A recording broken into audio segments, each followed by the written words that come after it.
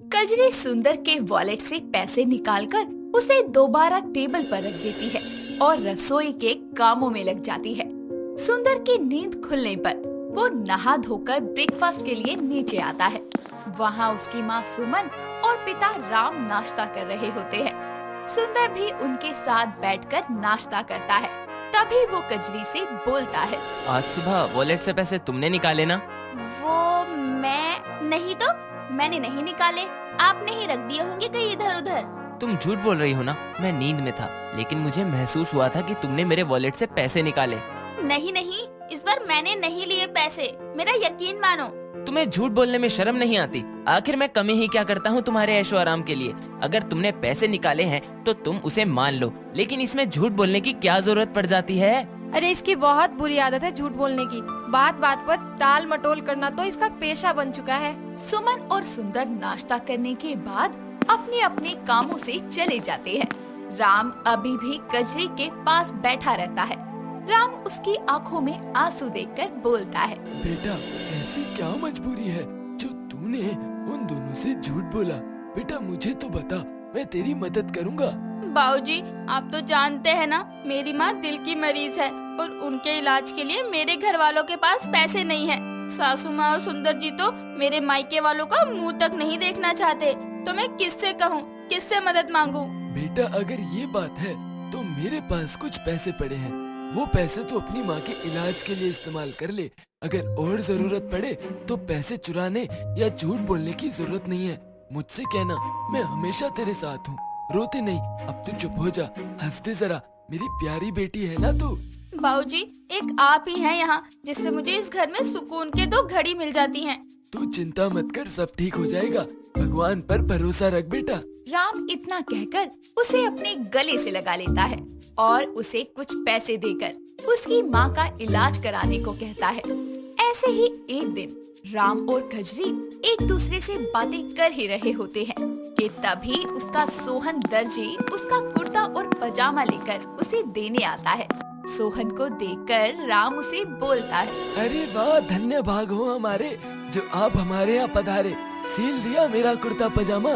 जी राम जी, बिल्कुल जितेंद्र लगेंगे आप इसे पहनकर। पहले पहनकर तो देखिए जरा। हाँ हाँ लाइए, मैं जरा बदल कर आता हूँ।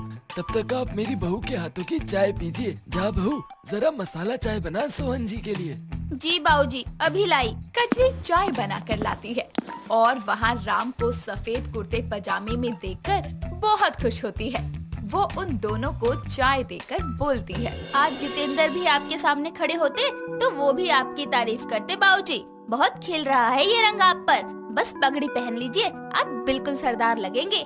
आहा, क्या चाय बनाई है बहू ने, मजा ही आ गया। अरे बहू किसकी है? कुर्ते की भी तारीफ हो गई, चाय की भी तारीफ हो गई, अरे लगे हाथ हमारी भी तारीफ हो गई। चलो बढ़िया है। मुझे भी तो सिलाई कढ़ाई आती है, क्यों ना माँ के इलाज के लिए मैं ही इनके पास काम कर लूं? सोहन चाचा, आप सिलाई कढ़ाई के लिए दुकान पर किसी को रखते हैं या खुद ही अकेले कर लेते हैं सारे काम? मेरा मतलब कि आपकी कोई मदद करता है? बेटी, मुझे चाहिए था कोई साथ में काम कराने वाला, लेकिन कोई है ही नहीं। मुझे मेहनती और होनहार काम करने वालों की जरूरत है। बाबूजी, मुझे सिलाई कढ़ाई का काम बहुत अच्छे तरीके से आता है, तो क्यों ना मैं ही इनके यहाँ काम करके अपनी माँ के इलाज के लिए थोड़े पैसे इकट्ठा कर लूं? हाँ हाँ, पूछ ले बेटा सोहन भाई से। बेटा पूछना क्या है इसमें, तू कल से ही आ जाना।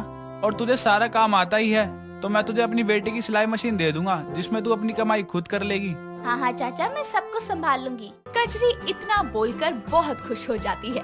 वो शाम होने पर अकेले बैठकर सोचते हुए अपने आप से बोलती है, मैंने सोहन चाचा को हाँ तो बोल दिया, लेकिन अगर माँ जी और सुंदर जी को पता चलेगा तो वो लोग मुझे इस घर में रहने ही नहीं देंगे। क्या करूँ? चल देखा जाएगा जो होगा।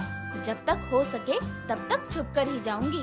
अगली सुबह वो घर का सारा काम करके घर से निकलने ही वाली होती है कि तभी सुमन उससे पूछती है, कहाँ जा रही है? माँ जी, वो मैं जरा शीला के घर जा रही हूँ। वहीं बैठी मत रह जाना। आज तो मेरे झूठ ने बचा लिया, नहीं तो पहले ही दिन पकड़ी जाती। इतना सोचते हुए कजरी सोहन की दुकान पर पहुंच जाती है। वहाँ उसे देखते ही सोहन बोलता है, बेटा आ गई तू, आ बैठ, बताता हूँ तुझे काम कैसे करना है। कजरी उसके साथ बैठकर सारा काम देखती है और उसे बोलती है, चाचा, मुझे ये सारा काम आता है। शादी से पहले मैं और मेरी माँ सिलाई सेंटर में काम करते थे, लेकिन अभी ना वो इस हालत में नहीं है कि वो कमा सके, और ना ही मैं। फिर तो काम आसान हो गया मेरा। तू यहाँ रखी मेरी बेटी की मशीन पर काम करना शुरू कर दे। मैं तुझे सिलाई के लिए कपड़े, इंची टेप और नाप देता हूँ। बाकी चीजें तुझे झोले में मिल जाएंगी। ठीक है चाचा। कजरी धीरे धीरे कपड़े सिल देती है। शाम होने पर जब वो घर आती है तो सुमन आग बबूला होकर उसका इंतजार कर रही होती है। कजरी के घर पहुंचते ही वो बोलती है, सुबह की गई हुई और अब आ रही है। माँ जी, वो शीला की तबीयत बहुत ज्यादा खराब थी, इसलिए उसके साथ अस्पताल जाना पड़ा, तो थोड़ी देरी हो गई। सुमन उसकी बात को सच मानकर उसे शाम के खाने की तैयारी करने की कहती है। ऐसे ही अगली सुबह वो फिर से मन में सोचती है, कल तो बाल बाल बची थी, पर आज कौन सा झूठ मुझे बचाएगा।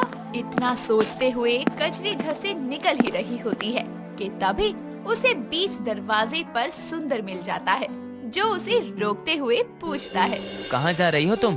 जी आप अभी तक गए नहीं? आप क्या हुआ? वो मैं अपना चश्मा भूल गया था, बस वही लेने जा रहा था। लेकिन तुम कहाँ जा रही हो? अरे, मैंने अपना सूट सोहन चाचा को दिया था, बस वही लेने जा रही हूँ। कजरी इतना बोलकर निकल लेती है। थोड़ी देर बाद वो दुकान पर पहुंचकर फटाफट सिलाई करना शुरू करती है। लेकिन जब वो शाम को घर वापस आती है तो सुमन और सुंदर का मूड गुस्से में देखकर वो डर जाती है। सुंदर उसे गुस्से में बोलता है, ये कौन सा टाइम है घर आने का? ये कल भी सुबह निकली और इस वक्त आई। पता नहीं ये 2 दिन से कहाँ जा रही है। कहाँ गई थी तुम कल और आज? सच सच बताओ, झूठ बोलने की कोशिश भी मत करना। मैं शीला के घर गई थी, उसकी तबीयत बहुत ज्यादा खराब है। तो इतना टाइम लगता है क्या सुबह से शाम तक? मुझे तो तुम पर विश्वास ही नहीं है। नहीं, मैं सच कह रही हूँ। सब झूठ। किस किस को गुमराह करोगी? मुझे बगल वाली चाची ने सब कुछ बता दिया है कि तुम कहाँ जाती हो। तुम्हें कमाने का बहुत शौक है ना, निकल जाओ मेरे घर से, फिर कमाती रहना। सुंदर उसे घर के बाहर धकेल देता है और तभी राम उसे आकर उठाते हुए बोलता है, हद होती है बदतमीजी की। तुम लोगों के अंदर जरा भी इंसानियत बची है या नहीं? पिताजी, आप इसे वहीं जाने के लिए कहिए जहाँ ये आजकल कमाने जाती है। सिर्फ धोखा दिया है इसने हमें झूठ बोल बोल कर। तू अपना मुंह बंद रख। वो अपने लिए नहीं, अपनी माँ के इलाज के लिए कमाने जाती है। ये झूठी है, आप इसका साथ मत दीजिए। झूठ बोलकर इसने हमारी आंखों में धूल झोंकी है सिर्फ। सुमन, अगर तुम्हारी मरती हुई हालत देखकर तुम्हारा बेटा तुम्हें छोड़कर चला जाए तो तुम्हें कैसा लगेगा? बोलो सुमन। इतना सुनकर सुंदर और सुमन की नजरें झुक जाती है और राम कजरी को घर में ले आता है। राम की वजह से वो सिलाई का काम जारी रखती है और अपनी माँ का इलाज भी करवाती है। दोस्तों, अगर आपको ये कहानी पसंद आई तो इसे लाइक करें, शेयर करें और कमेंट करके बताएं कि कहानी में आपको सबसे अच्छा क्या लगा।